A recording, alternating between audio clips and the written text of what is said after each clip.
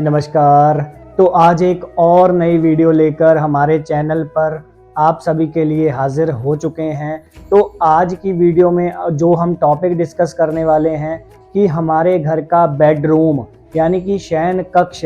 वास्तुशास्त्र हमें क्या कहता है कि कहाँ पर होना चाहिए और कहाँ पर नहीं होना चाहिए, और बेडरूम में ऐसी कौन कौन सी हम व्यवस्था बना सकते हैं जिससे हमको और भी वास्तु के पुण्य मिलें, वास्तु दोषों से हमको राहत मिल सके। तो अगर आप हमारे चैनल पर पहली बार यह वीडियो देख रहे हैं तो हमारे चैनल को सब्सक्राइब अवश्य करिए, इस वीडियो को लाइक करिए, कमेंट करिए और आगे अपने प्रियजनों के साथ शेयर अवश्य करिए ताकि वह भी यह जानकारी का लाभ उठाकर अपना फायदा कर सकें। तो चलिए प्रारंभ करते हैं शयन कक्ष के बारे में। तो सर्वप्रथम हम आपको यह बता दें कि हमारी जो पिछली वीडियो थी एक षोडश कक्ष वास्तु के ऊपर, तो ये ऊपर कहीं ना कहीं आई बटन जरूर चल रहा होगा, वहां पे जाकर आप षोडश कक्ष वास्तु यानी कि पुरातन समय में वास्तु का कैसे व्यवस्था की जाती थी उसके बारे में हमने थोड़ी चर्चा करी हुई है, तो वह वीडियो भी आप जाकर देख सकते हैं। तो अब हम शुरू करते हैं कि यह आपका प्लॉट है, कोई भी आपके घर का एरिया है, दिशाएं अंकित हो चुकी हैं। तो वास्तु शास्त्र क्या कहता है कि हमारे घर का जो शयन कक्ष है वो किस दिशा में होना चाहिए। तो यहाँ पर हम सर्वप्रथम पहले बात करने वाले हैं जो हमारा मास्टर बेडरूम होता है, यानी कि जो घर का मुखिया है यानी कि हेड है, उसके लिए जो वास्तुशास्त्र के अनुसार शयन कक्ष की स्थिति बताई गई है तो वो होती है एग्जैक्ट साउथ दिशा में। जी हाँ, यानी कि दक्षिण दिशा में। तो इस दिशा में हम घर के जो हमारे घर का हेड है उसके लिए हम जो बेडरूम की स्थापना करते हैं। और इससे अतिरिक्त अगर पहले तो मत यही है कि दक्षिण दिशा में ही हमारा जो मास्टर बेडरूम है वो होना चाहिए, तो दूसरा मत हमको यह भी मिलता है कि अगर दक्षिण से थोड़ा हटकर नैऋत्य कोण की तरफ को भी अगर आपका बेडरूम आ रहा है तो यह भी एक तरह से पॉजिटिव ही है, इसका भी कोई हमको दोष नहीं लगता। तो इस दिशा में हमारे घर का जो है मास्टर बेडरूम आ सकता है। और दूसरी हम बेडरूम की बात कर सकते हैं जो आजकल का ट्रेंड चल रहा है कि हम अपने बच्चों के लिए अलग से रहने के लिए रूम जो है वो डिज़ाइन करते हैं, अलग से रूम बनाते हैं। तो बच्चों के लिए जो बहुत ही पावरफुल दिशा हमने उस वीडियो में भी चर्चा करी थी कि इस दिशा में जब वो बैठकर पढ़ाई इत्यादि करते हैं उनका जो मन है वो हमेशा फोकस्ड रहता है अपने लक्ष्य की ओर और उनकी याददाश्त की शक्ति बहुत ज़्यादा बढ़ती है। तो उसी संदर्भ में अगर हम अपने बच्चों के लिए अगर अलग से बेडरूम डिज़ाइन करवा रहे हैं तो उसकी लोकेशन हमको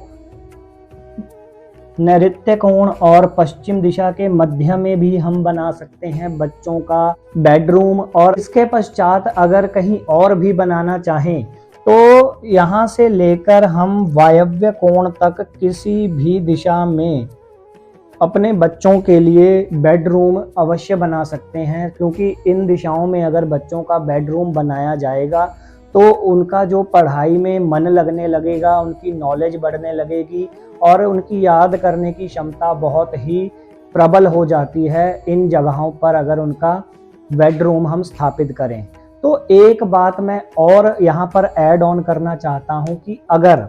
हमारे बेडरूम तो हमने जान लिए कि कहाँ पर होना चाहिए, मास्टर बेडरूम की बात कर रहे हैं, जो अन्य घर में और भी 2-4 होते हैं बेडरूम उनकी चर्चा हम किसी और वीडियो में करेंगे, परंतु आज जो है मास्टर बेडरूम की ही चर्चा चल रही है और उसके साथ हमने अटैच कर दिया हमारे बच्चों का बेडरूम। तो बेडरूम की एक और वास्तु टिप आज आपको दे के जाते हैं कि जब भी हम अपने बेड की जो पोजीशन होती है हमारे बेडरूम में, तो वहाँ पर भी एक ऐसी स्थिति बताई गई है कि जो व्यक्ति का सर होता है जब भी वो अपने बेड पर लेटे तो उनका जो सर है वो हमेशा साउथ दिशा की तरफ ही होना चाहिए। और क्योंकि साउथ दिशा जो है वो हम इसके 2 लॉजिक मिलते हैं, एक तो हम धार्मिक तौर पे भी देख सकते हैं और दूसरा साइंस भी यह कहती है, क्योंकि जब हम बात करते हैं साइंस की तो साइंस में हमारे शरीर के ऊपर भी नॉर्थ पोल माना गया है और पैरों की तरफ कहा जाता है कि साउथ पोल है। और ऐसे ही नॉर्थ और साउथ पोल धरती के भी होते हैं। तो आप भली भांति जानते होंगे कि जब मैग्नेट में हम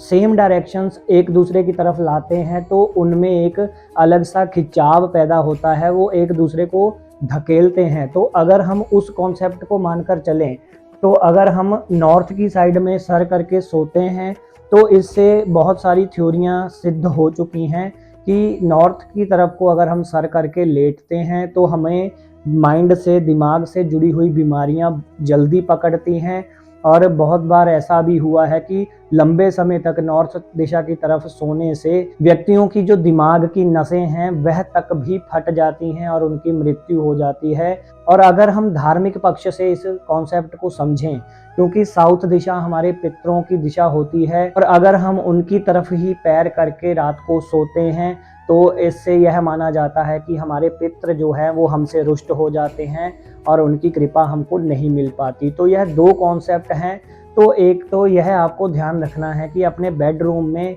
बेड की स्थिति ऐसी रखनी है कि हमेशा साउथ दिशा की तरफ ही आपका सर आए। और दूसरा मत एक और भी मिलता है कि अगर साउथ की तरफ आप सर नहीं कर पा रहे हैं, कोई आपकी एडजस्टमेंट नहीं हो रही है, तो आप ईस्ट दिशा की ओर भी सर करके सो सकते हैं, यानी कि आपके पैर जो हैं वो फिर पश्चिम दिशा की तरफ आ सकते हैं। तो यह दो सुविधाएं जो हैं बेड की पोजीशन एडजस्ट करने में हमको जरूर अपनानी चाहिए, क्योंकि इनकी वजह से भी हमारे घर में कई जो कलेश इत्यादि या फिर बीमारियां इत्यादि फैलती हैं उनसे हमको बहुत ही राहत मिलेगी। यह बहुत ही बढ़िया और सटीक वास्तु टिप आज हमने आपको बता दी है। तो आई होप कि आज की वीडियो में आपको शयन कक्ष यानी कि मास्टर बेडरूम के बारे में और बच्चों के कमरे के बारे में प्रॉपर जानकारी आपको मिल गई होगी। तो ऐसी ही वीडियोस हम आपके लिए और लाते रहेंगे। उसके लिए हमारे चैनल को सब्सक्राइब अवश्य करिए, वीडियोस को लाइक करिए, कमेंट करिए और अपने फैमिली एंड रिलेटिव्स के साथ